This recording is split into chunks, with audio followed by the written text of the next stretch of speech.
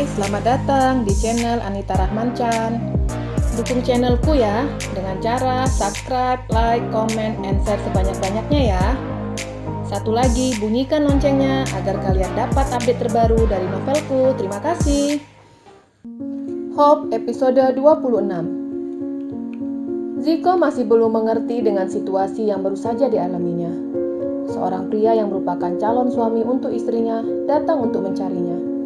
Dia mencoba mengaitkan kejadian tadi dengan keterlibatan istrinya. "Kenapa, Zira?" tanyanya bingung. "Kalau kamu mau menikah dengannya, kenapa masih mencariku?" gerutu Ziko dengan air mata yang kembali menetes. Sultan Hati dan rombongannya telah meninggalkan rumah sakit. "Pangeran kenapa?" tanya penasihat yang memperhatikan sikap majikannya yang diam sejak meninggalkan rumah sakit jiwa. "Lelaki tadi seperti tidak gila," ujarnya. "Apa pangeran yakin?" tanya penasihat lagi. "Aku kurang yakin, tapi matanya sangat beda dari pasien lain," ujarnya.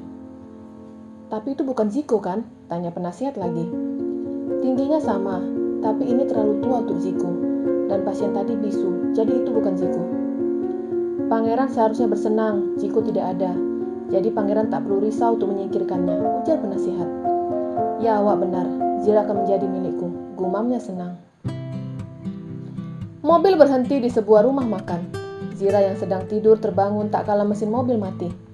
"Kita makan dulu, Nona," ujar Kevin sembari keluar dari mobil. Zira mengikuti Kevin menuju rumah makan yang ada di depan mereka. Banyak bus-bus parkir di sekitar situ dan juga truk. Hanya segelintir mobil pribadi yang ada di area parkir itu. Masuk ke dalam rumah makan dan suasana di dalam penuh dengan pengunjung yang merupakan penumpang dari bus-bus itu. Mereka juga sama seperti Kevin dan Zira yang lapar. Memesan makanan yang sederhana untuk mengganjal perut mereka yang telah lapar. "Vin, suasana seperti ini mengingatkanku dulu," ujar Zira sembari memperhatikan suasana rumah makan. "Apa Nona pernah makan di sini?" "Bukan, Vin. Maksudku, suasana seperti ini pernah aku alami, bukan makan di sini. Kamu kalau lapar lama tangkap," ujar Zira. "Ya, begitulah. Perut lapar membuat saya susah menerima sinyal dari Nona." Makanan yang mereka pesan telah terhidang. "Kapan Nona mengalami peristiwa seperti ini?" tanya Kevin sembari menikmati makanannya. "Dulu pada saat aku berniat pergi dari kampung ke kota. Naik bus dan berhenti beberapa kali di rumah makan seperti ini. Ingat masa-masa yang dulu di mana aku pernah ketinggalan bus gara-gara ke toilet," ujarnya lucu mengingat kejadian dulu. "Jadi Nona ditinggal?" "Bus sudah berangkat beberapa meter, tapi ibu-ibu yang duduk di sebelahku tahu kalau aku tertinggal, dan sopir akhirnya menungguku," sahutnya. "Bukan hanya kesenangan yang diingat, tapi masa-masa sulit harus tetap diingat agar menjadi manusia yang bersyukur." Setelah selesai makan, mereka kembali melanjutkan perjalanan. "Vin, biar aku yang setir, kamu istirahat saja," ujar Zira sembari mengulurkan tangannya meminta kunci mobil ke Kevin. "Tapi saya belum mengantuk," Kevin menolak. "Istirahat sekarang, nanti malam kamu lagi yang menyetir," ujar Zira. Apa yang dikatakan Zira diikuti Kevin. Dia memilih untuk tidur di baris kedua, tempat Zira beristirahat tadi. "Nona, ada baiknya malam nanti kita istirahat di penginapan. Besok pagi kembali jalan," ujar Kevin sebelum tidur. Zira telah menyalakan mesin mobil dan mulai menekan pedal gas dengan kecepatan sedang. "Kalau kita menginap, akan mengulur waktu untuk tiba di sana. Dan waktu bertemu dengan anak-anak juga tertunda," sahut Zira. "Begini saja, kita menginap di hotel pada jam 12 malam dan kembali jalan pada pagi buta. Saya tidak mau mengambil risiko. Apalagi kita melewati jalur bus dan truk, bukan lewat kota," ujarnya. Zira dan Kevin sengaja melewati jalur itu untuk menghindari kemacetan di kota dan rambu lalu lintas yang akan membuat perjalanan mereka lama. "Baiklah, kalau mau kamu begitu." Kevin memandang jalanan yang berupa pepohonan besar. Mobil mereka diapit truk dan bus-bus besar. Karena lelah, akhirnya dia tertidur dan Zira terus melajukan mobil mengikuti aplikasi map yang ada di ponselnya. Terus mengemudikan mobil dan berhenti pada saat mengisi bahan bakar. Dan makan, terus melajukan mobil sampai waktu telah menunjukkan jam 12 malam. "Nona cari penginapan?" ujar Kevin yang baru saja bangun dari tidur panjangnya. "Iya, ini aku lagi cari." Zira mencari penginapan. Di lokasi itu tidak mungkin mereka menemukan hotel, kecuali mereka lewat kota. Dengan cepat mereka dapat memilih hotel mana yang mereka mau. "Itu ada penginapan." Kevin menunjuk ke arah kanan. Zira memutar arah mobilnya ke sebelah kanan. dan memarkirkan mobil bersama dengan mobil yang lain. Penginapan itu bukan seperti hotel yang mewah, hanya berupa kamar-kamar yang langsung berhadapan dengan tempat parkir. Kevin dan Zira menuju meja resepsionis. "Mas pesan kamar," ujar Kevin. Pria yang ada di depannya memberikan formulir yang harus diisi Kevin, dan Kevin menyerahkan uang muka. Pria itu memberikan satu kunci ke Kevin. "Kenapa satu?" tanya Kevin heran. "Kami bukan suami istri," jelas Kevin. "Maaf pak, kamar penuh, tinggal satu yang kosong," sahutnya. "Ya sudah, kita cari tempat lain saja," ajak Zira. Kevin melihat jam di dinding yang terus bergerak. "Nona tidur saja di kamar itu, saya tidur di mobil. Tapi, tidak mungkin kita mencari penginapan.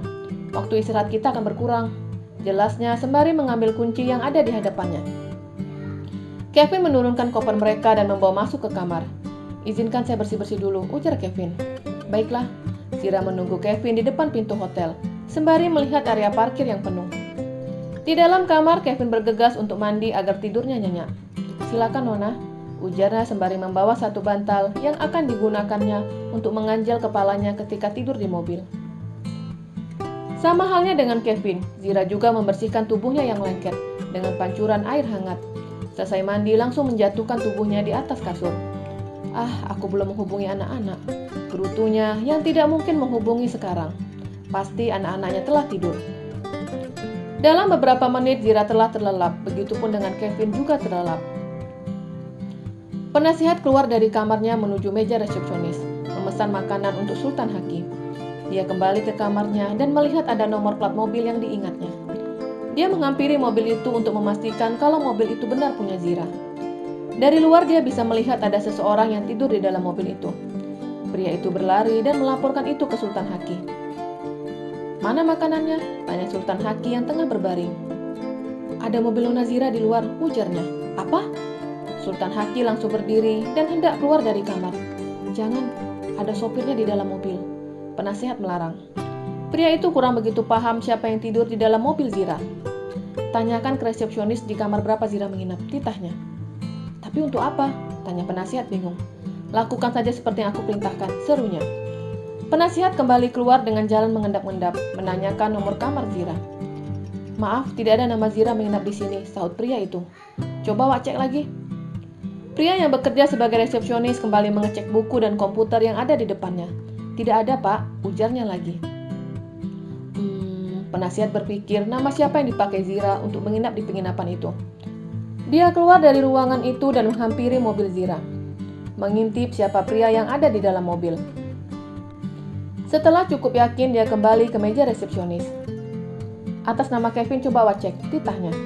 Resepsionis membuka catatannya dan mencari nomor kamar itu dan mengatakan ke pria yang berlogat Melayu. Penasihat langsung mengabari ke Sultan Haki. "Awak rusak handle pintu kamar itu dan pastikan Zira tidak bisa keluar dari pintu itu," titahnya. Sengaja melakukan itu agar perjalanan Zira terlambat. Tapi, penasihat bingung tak tahu harus melakukan apa. Dan Sultan Haki kembali membisikkan sesuatu. Penasihat mengiyakan ucapan majikannya. Padahal dia tidak tahu bagaimana cara melakukan semuanya agar tidak tertangkap oleh Zira. Pria itu kembali keluar kamar dan berjalan menuju nomor kamar Zira. Sedangkan Sultan Haki memperhatikan dari balik jendela. Handle pintu yang ada di penginapan itu berbentuk bulat, dan dia tahu cara membuat handle pintu tidak bergerak, tentunya dengan cara dirusak, tapi akan membuat Zira bangun, dan itu yang dikhawatirkannya. Mencari peralatan yang ada di mobil, dan mulai melakukan dengan mengetok handle pintu dengan benda keras. Zira tertidur sembari membenamkan kepalanya di bawah bantal. Sayup-sayup dia mendengar suara, tapi badannya cukup letih untuk bergerak dan membuka mata. Sampai ketukan ketiga, Zira langsung duduk dan celingukan ke samping kanan dan kirinya. Dia turun dari tempat tidur dan melihat dari lubang pintu, tapi tidak ada siapapun di depan pintunya. Dan melihat dari jendela, di mana suasana masih sama sepi. Hanya terdengar suara truk dan bus yang melewati jalan itu. Zira kembali membenamkan tubuhnya di bawah selimut. Penasihat sedari tadi sembunyi, dan dia selamat karena Zira tak melihatnya, yang sembunyi di sebelah kamar Zira. Pekerjaan penasihat belum selesai.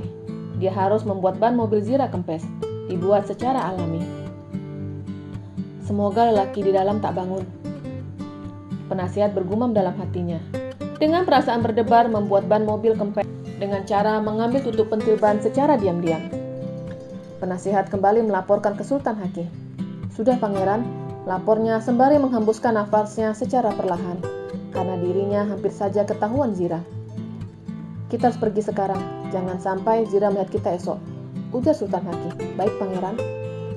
Kevin tidak merasakan apapun. Ban mobil lama-kelamaan mulai kempes. Dia sangat menikmati tidurnya walaupun ditemani nyamuk.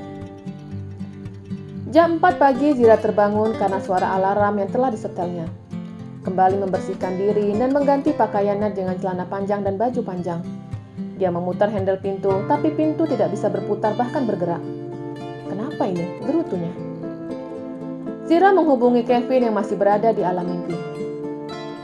Suara dering ponsel membuat Kevin sontak kaget. Ya halo, sahutnya tanpa melihat nama yang ada di layar ponselnya. Vin, pintu kamar tidak bisa dibuka, teriak Zira sembari melihat dari jendela. Kok bisa? Tanya Kevin masih setengah sadar. Pergi ke resepsionis sekarang, suruh buka pintu ini, kalau tidak aku dobrak, teriak Zira. Iya.